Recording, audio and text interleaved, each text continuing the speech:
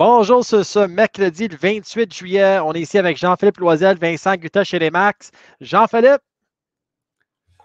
Bonjour tout le monde, on est content d'être avec vous. Story of Real Estate, mardi, c'est à propos de l'immobilier, en savoir davantage pour être capable de prendre les meilleures décisions.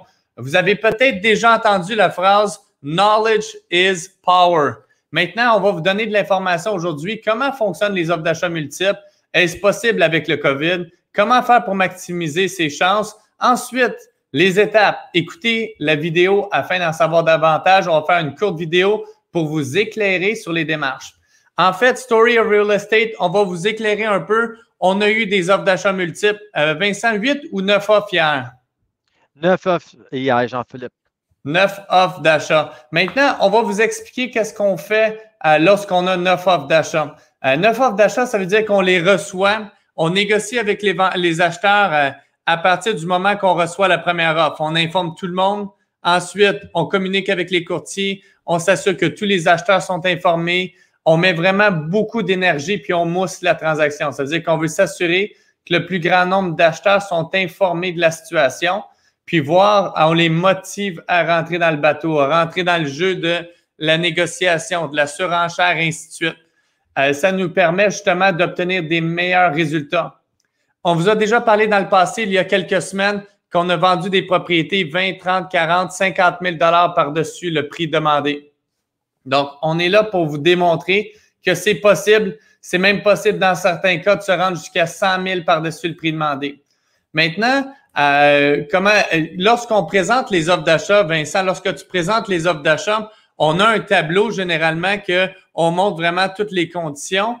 Mais qu'est-ce que tu fais là? Je veux dire, avec 8-9 offres, le client, il peut être un peu perdu là-dedans. Comment tu fais pour les éclairer? Bonne question, Jean-Philippe. Il y a beaucoup de monde qui écoute ça, puis pour dire comment on gère ça, comment ça fonctionne, puis tout ça. Il y a plusieurs clauses, il y a plusieurs différentes façons que des courtiers travaillent puis des clients travaillent.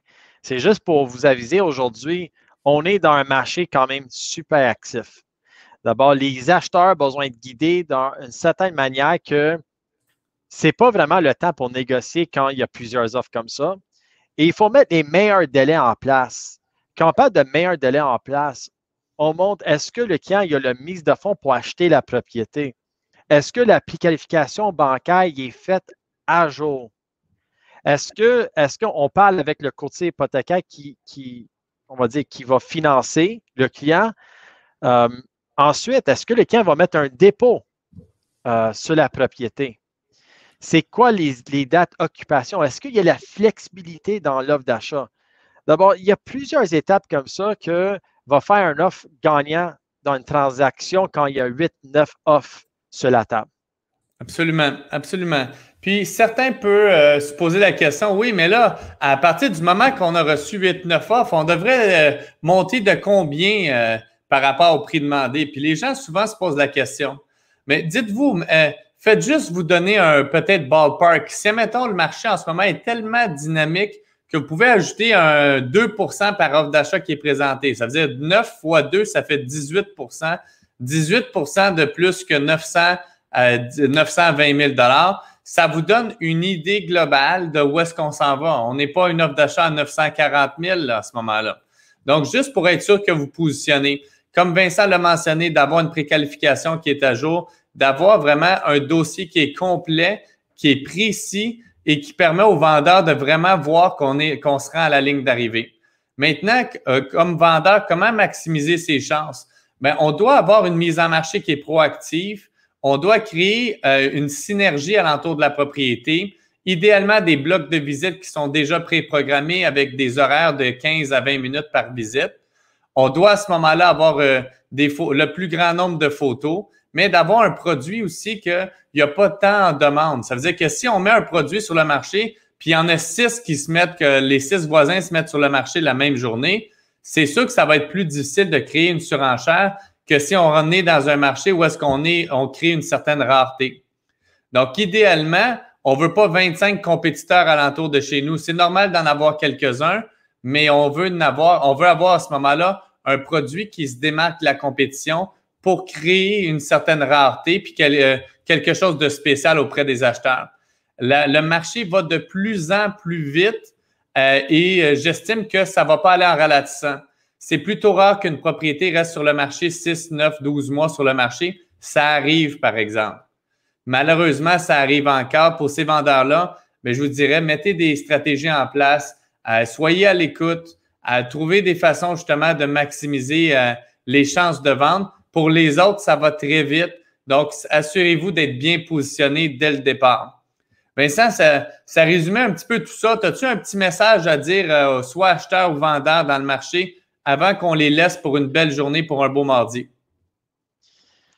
Il y a plusieurs choses qu'on peut discuter aujourd'hui, mais une affaire qui est vraiment claire, si jamais vous assez pour acheter une propriété dans ce marché actuel, il faut travailler avec les experts qui sont là dans le marché tous les jours, qui travaillent sur le terrain tous les jours, qui touchent les documents, les offres d'achat, les contre-offres tous les jours. Pas quelqu'un qui va toucher une transaction une fois par mois. Ça ne va pas fonctionner. Il faut être dans le marché, il faut être actif, il faut avoir l'énergie, puis il faut expliquer à les acheteurs comment ça fonctionne. Maintenant, si vous vendez une propriété, comment ça fonctionne? C'est clair, c'est précis. Il faut travailler avec une équipe ou quelqu'un qui est proactif. Quand on parle de proactif, vous voyez mes écouteurs? Mais j'étais ici ce matin avec Jean-Philippe et Cali, on faisait les appels tout le matin. Ça, c'est proactif. Ce n'est pas pour rester chez vous sur le divan. C'est pour faire des appels, puis pour être sur le terrain, pour aller maximiser les clients qui ont besoin de vendre ou acheter une propriété. Merci beaucoup, Jean-Philippe. Passe une super belle journée.